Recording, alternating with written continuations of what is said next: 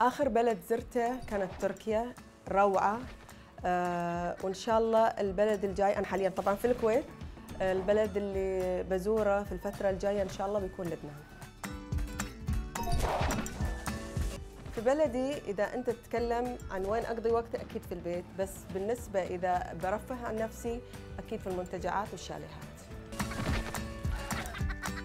للأسف ما عندي طقوس ودائماً أجهز نفسي على آخر لحظة، مع أن الفكرة تكون موجودة لأسابيع وشهور بس دائماً على آخر لحظة. أحب لبنان وأحب ثريا لأنها جو مختلف. بتكون داخل بيروت جو مختلف وتطلع ساعة يمكن تدخل في جو مختلف وتنزل ساعة بتروح بحر، يعني فيها خضار وبحر وثلج.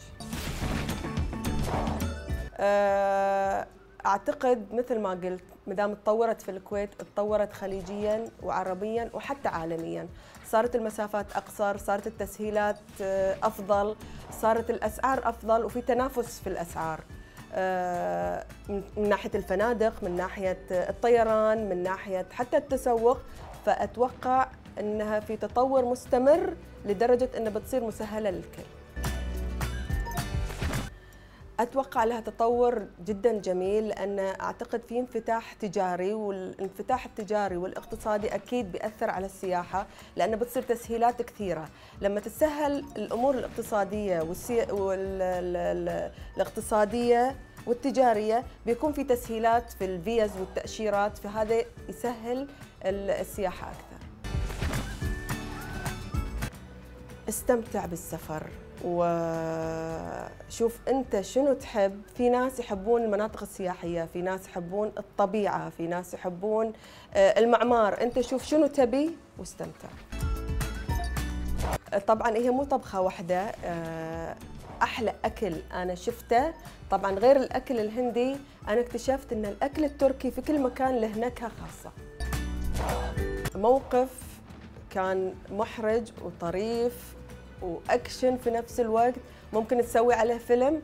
كنا مسافرين من الكويت لأبو ظبي على أساس زواج أخوي كان في أبو ظبي، وكنا مثل شفت هوم ألون، الزحمة والأولاد وهاي وشيل هالشنطة وشيل هالشنطة وشيل هالشنطة، وشيلنا الشنط الغلط، والشنط كان فيه هدايا العرسان وملابسنا للعرس، وكان يوم ثاني العرس وكان في جدا مغامرة. الشنط راحت من أبو ظبي لدبي ورجعت الكويت، ويوم ثاني رجعوها لدبي وجت بالتاكسي لنا لأبو ظبي على آخر لحظة.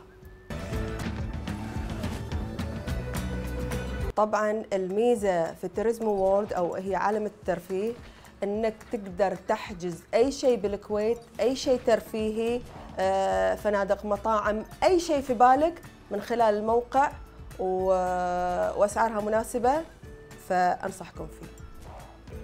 tourismworld.com، عالمك للترفيه.